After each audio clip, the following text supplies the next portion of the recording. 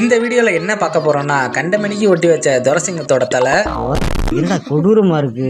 அதே மாதிரி கோட் ரெஃபரன்ஸுக்கு ஹெல்மெட்டுக்கு பதிலா மனுஷன் மூஞ்ச ஒட்டி வச்சது அந்த உடல் இந்த தலையோடு இணைய போகிறது. அப்புறம் டாக்டர் ரெஃபரன்ஸ் வைக்கிறேன்னு சொல்லிவிட்டு நல்லா இருந்த 2 பேருக்கு மொட்டை கெட்ட போட்டு படத்துல ஸ்னாப் சாட் யூஸ் பண்ணி அவங்களுக்கு தாடி மீசை வச்சது. அப்புறம் படம் ஃபுல்லா பெரிய பெரிய டேபிள் ஃபேனை வச்சு ஊர்ல உள்ள காஞ்ச இலை அப்புறம் துண்டு பேப்பர் இதெல்லாம் கொண்டு வந்து கண்டமணிக்கு பறக்க விட்டது. ஆர்ஜே பாலாஜி கோர்ட்டுக்கு வர்றது தெரிஞ்சோன்னு கோர்ட்டு வாசல்ல இருந்த காவக்கார கருப்பு ஓடி போய் ஒளிஞ்சுக்கிட்டது. சார் என்ன பண்றீங்க? அப்படின்னு பல பேட்ச் ஒர்க்குகளோட தியேட்டர்ல ஹிட் கொடுத்து இப்போ ஓடிடில வந்து கண்டமான கருப்போட லாஜிக் மிஸ்டேக்க தான் இந்த வீடியோல ரோஸ்ட் பண்ணி பார்க்க போறோம். ஃபர்ஸ்ட் நம்ம மோட்டு புத்துல சிங்கத்துக்கு வருவோம். சரி நம்ம காவக்கார கருப்பு துரை சிங்கத்துக்கு வருவோம். என்கிட்ட ஒரே ஒரு பதில் தான் இருக்கு. நான் செமையா வேலை செய்வேன். அண்ணன் பார்த்து வச்ச செமையான வேலை என்னன்னு தெரியுமா? இந்த ஷாட்டு தான். போற இன்டர்வியூலாம் நாங்க செம்மையா வேலை பார்த்தோம்னு சொல்லிவிட்டு நம்ம அண்ணன் பேட்ச் ஒர்க்ல மட்டும் ஓபி அடிச்சிட்டாரு போல. பேசணும் அப்படியே வாழைப்பழம் மாதிரி பேசுவாங்க. மேம் பேசுறத பார்த்தா எப்படியா பட்டவங்கள தான் விழுந்துருவாங்க. இதுலயும் அல்டிமேட்டே என்னன்னா இவங்க அந்த மோட்டு பத்து சூர்யா ஃபைட் சீனை எப்படி எல்லாம் யூஸ் பண்ணிருக்காங்கன்னா கண்ணாடி போட்டு ஸ்டார்ட் பண்ண அந்த ஃபைட்ல அந்த ஜம்புக்கு அப்புறம் கண்ணாடி இல்லாம ஒரு 2 ஷாட், அதுக்கப்புறம் திடீர்னு பார்த்தா கண்ணாடியோட ஒரு 2 ஷாட், அதுக்கப்புறம் கடைசியா கண்ணாடி இல்லாம வந்து நம்ம சூர்யா பஞ்ச் டைலாக் பேசி முடிக்கிறாரு. எங்கே ஏடா விடமா மிஸ்டேக் ஆகுது. என் கேள்வி என்னன்னா அந்த ஷாட் கன்றாவியா இருக்குன்னு உங்களுக்கே தெரியுது, அத ஒரு இன்டர்வியூலயும் சொல்லி வச்சிருக்கீங்க. இந்த பாரு இந்த இடத்துல ஹெட் ரீப்ளேஸ்மென்ட் இப்படி பண்ணிருக்காங்க. அப்புறம் எதுக்கு அதை வைக்கணும்? எல்லாம் ஒரு உள்நோக்கம் தான். நெக்ஸ்ட் மேட்ரு நம்ம கோட்டு போட ரெஃபரன்ஸ். அந்த ஷாட் டீசர்ல வரப்பவே பல பேர் அதை ஸ்கிரீன்ஷாட் எடுத்து மீமை போட்டு கோட்டு ஜீவன் இதுல வராரு அப்படின்னு சொல்லிக்கிட்டு இருந்தானுங்க. இவன் எப்படி முட்டை அடிக்கிறது முன்கூட்டியே தெரிஞ்ச மாதிரி வந்தான். பட் அந்த சீனை கட் பண்றங்கிற பேர்ல எப்படி பேட்ச் ஒர்க் பண்ணிருக்காங்கன்னு தெரியுமா? டீசர்ல காட்டின அந்த ஹெல்மெட் மண்டைக்கு பதிலா ஒரு மனுஷன் மூஞ்ச மாத்தி பேட்ச் ஒர்க் நடந்திருக்கு.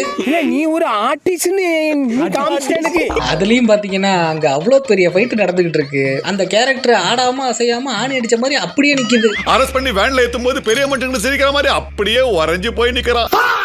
நெக்ஸ்ட் நம்ம ட்வின் பிரதருக்கு வருவோம். டாக்டர் மூவி ரெஃபரன்ஸ்க்காக நம்ம அருண் அண்ட் அரவிந்த் ப்ரோஸை கூப்பிட்டு மொட்டை கெட்டப்லாம் போட வச்சாங்க.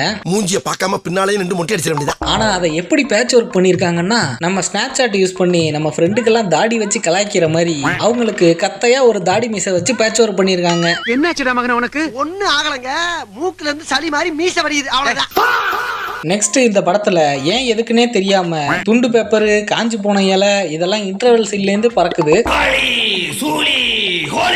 இன்டர்வல் சீன்ல பாத்தீங்கன்னா அந்த இடம் ஏதோ மார்க்கெட் மாதிரி தான் காட்டுறாங்க. என் கேள்வி என்னன்னா அது காய்கறி மார்க்கெட்டா இல்ல பேப்பர் மார்க்கெட்டா? இவ்வளவு பேப்பர் பறக்குது. டெக்னாலஜி எல்லாம் மாறி வேற எங்கேயோ போயிட்டு இருக்கு. படத்துல பாதி காசு பாத்தீங்கன்னா இந்த பேப்பருக்கும் டேபிள் ஃபேனுக்குமே போயிருக்கும் போல. எரியுதுடி மாலா ஃபேன் போடு. சரி படத்துல தான் எப்படின்னு பார்த்தா பாட்டுலயும் அதே டெக்னிக். காடு மோடு பாட்டு ஃபுல்லா பாத்தீங்கன்னா ஒரே பூவா பறக்குது. அதே மாதிரி ராத்து பாட்டுல பாத்தீங்கன்னா ஒரே தீப்பொறியா பறக்குது.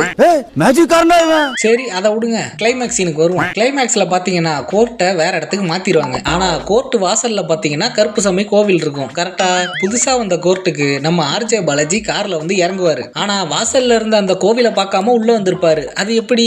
ஒருவேளை கருப்பு கோயிலோட போய் ஒளிஞ்சுக்கிட்டாரோ? உள்ளத்தல் பாடி உள்ளத்தல்.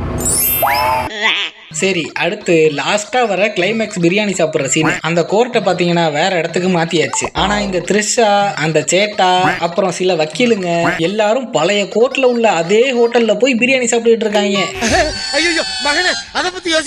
இதுல சேட்டா பக்கத்துல செத்து போனதா சொன்ன அந்த பொண்ணு வேற உட்கார்ந்துருக்கு. அந்த பொண்ணு உயிரோட இருக்கா இல்ல செத்து போச்சா இல்ல த்ரிஷாவை கரெக்ட் பண்றதுக்காக கருப்பு போட்ட இல்யூஷன் மேஜிக்கா அப்படின்னு ஒண்ணுமே புரியல. கருப்பேன் குசும்புக்காரன் தப்பாக்குதுண்ணா. எப்பா சாமி இந்த படத்தை உட்காந்து தோண்டுனோம்னா இன்னும் நிறைய வரும் போல. ஆனா அதை எல்லாத்தையும் நான் உங்க கையில ஒப்படைக்கிறேன். உங்க கண்ணுல ஏதாச்சும் பேட்ச் ஒர்க் மாட்டுனுச்சுன்னா அதை மறக்காம கமெண்ட்ல சொல்லிட்டு போங்க. அப்புறம் இந்த வீடியோ உங்களுக்கு பிடிச்சிருக்கும்னு நினைக்கிறேன். பிடிச்சிருந்தா மறக்காம லைக்கை போட்டு நம்ம சேனலை சப்ஸ்கிரைப் பண்ணிருங்க. கூடிய சீக்கிரம் 1 லட்சம் அடிக்க போறோம். சோ கொஞ்சம் சப்ஸ்கிரைப் பண்ணி ஹெல்ப் பண்ணுங்க. அப்புறம் நான் உங்களை அடுத்த வீடியோல சந்திக்கிறேன்.